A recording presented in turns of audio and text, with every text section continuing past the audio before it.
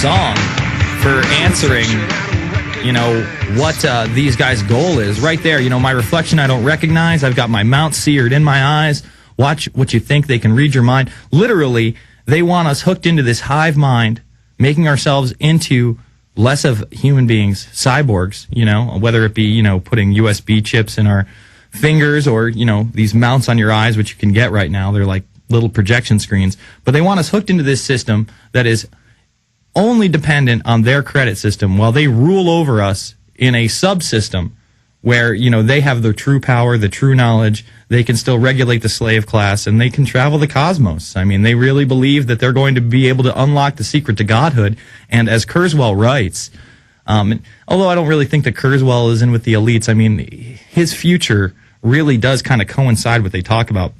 He talks about how human beings will one day be able to take their, whether you call it your soul or your brain or whatever, and turn yourself into a concentrated form of light, traveling the cosmos in basically any kind of shape, form that you wish.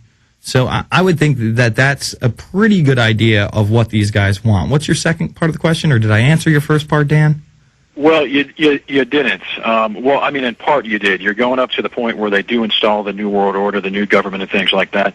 But one thing you did mention was that you were talking about how they travel the cosmos looking for God knows what. That's what you just said before the break. And I think that pretty much sums it up. We don't know what they're looking for, I don't think, if they are going to go out there and look for stuff. Mm-hmm. And, I think that's it. But just real quick, a quick second question here. Mm-hmm. Well, actually, real quick, as far as Ray Kurzweil goes, I had seen some of his stuff on the internet as well. I'm not like an avid follower of him or anything like that. But another thing was that he was talking about how you can actually put nanotechnology into your brain. Mm-hmm. These little nano robots, these tiny little microscopic robots would actually circulate through your brain, scan the neurons, and then you can take them back out and, upload that information to your new brain. Yeah. So that the nanotech, but for those that don't know, are these tiny little robots that are almost like bacteria, or, I mean, they're that small, and they're very hard. They self-replicate as well, so they act like a living organism, even though they're totally man-made and unnatural.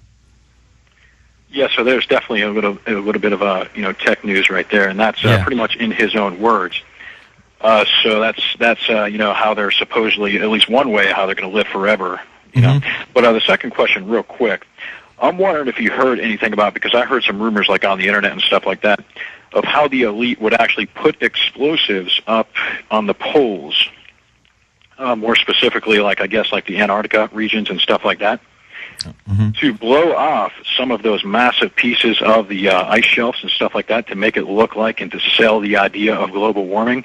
Sure. And also, to capitalize on that question even more so, I heard a representative of a scientific organization the other day. It was, I'm going to say, about 2-3 months ago, actually. And he was basically talking about how the Earth has basically got a delicate balance. And he was talking about how Einstein was once talking about how if you threw off that balance, doing something to the pole or something like that, you could actually artificially create a pole shift, which would obviously do a lot of damage. Now, since, Alex Jones gets into those false flag operations and stuff like that, do you think these elites, since, I think both you and Jim were pretty much in agreement when you were talking on Friday, you both said that they, the elite are looking to control the population and reduce it. Do you think that they would actually do something like that to massively reduce the population? Do you think they would go that far? And besides theories, do you see any evidence to support something like that going on? Well, as far as would they, I mean, I think they would do it as long as they could keep their own populace. In other words, if it wouldn't affect them, it was outside of, chemical or biological, where it would actually affect them and their family, sure, I don't see why they wouldn't. When you talk about the polar caps and whether they would, be able to blow them off or whatever, I think that HARP is very interesting. And for those that don't know what HARP is, that's their, I guess it's their weather control weaponry. There's I think Holes in Heaven is what the documentary it is. I know Martin Sheen does one of the documentaries, but they basically talk about how they have these HARP systems. I think they're up by the poles, actually. I'm pretty sure that they have HARP up there. And a lot of people have speculated, that's what they plan on doing, using, directed energy weapons, which are very sketchy. I think that the only evidence that you would have on that type of weaponry is purely policy paper and purely what you can learn openly about HAARP when that program is extremely classified at this point. So, yes, it is. Just one more quick thing before you let me go here, Jason. Sure. I just wanted to let you know there is actually a pretty large crew of scientists and other people actually going to the North Pole. It's actually scheduled for August of this year. Mm-hmm. Not sure if you heard about that. No, but another thing for your pole shift before we get into that is that a lot of scientists are saying on 2012 there will be a pole shift. What that means doesn't necessarily, they don't know what it exactly means, but they think it's going to happen. Right. Yeah. Now this that's right. That there's a scientist, the one that's actually leading this operation. He says there's going to be a pole shift as well. Okay. And he's going to try to go to the North Pole to try and get some data. To see what's going on up there, because there's a lot of people that say some strange things about the North Pole. Yeah. Well, have you seen 2012 yet? Have you seen the new one that I was talking about? No, I'm going to go see it. I actually didn't even know that film was out yet, to be perfectly honest. It really goes over the pole shifts. Basically, not only does it lay out the two pole shifts, but it lays out what the electromagnetic field looks like in and around Earth. And, me and Jim were actually kind of talking about electromagnetics and fields off the air before the show. And it was very interesting. It gave a kind of a different type of hypothesis how these two separate solar systems were swinging in an ovular fashion, and that's why we weren't aware that the one existed. It's pretty bizarre, but at the same time, it's definitely worth looking at. Well, here's the thing, though, just one quick final point. This person that's actually scheduled to go there in August, obviously if we have some sort of martial law or something like that, he's not going to get to go. Now, I don't think martial law is going to be designed to not let these people go. I think that'd be way far out there, right? Yeah. But it's just going to be a little bit of a coincidence because, like I said, there are a lot of strange things that people say about this North Pole area, as well as the Antarctic. Some people say some strange stuff about that. But there's a lot of people that actually don't go there. I mean, people just talk about it, but they've never been there. And just real quick, now this guy has actually, I believe, tried to go there in the past, but his operation has been firewalled. And he's just a scientist, dude. He's just trying to go and get some data. That's what he's trying to do. He's trying to investigate this whole thing. And his process a while back actually got firewalled. They wouldn't let him go because of national security reasons. And there was another operation that was supposed to go even before his previous one. That one got firewalled as well.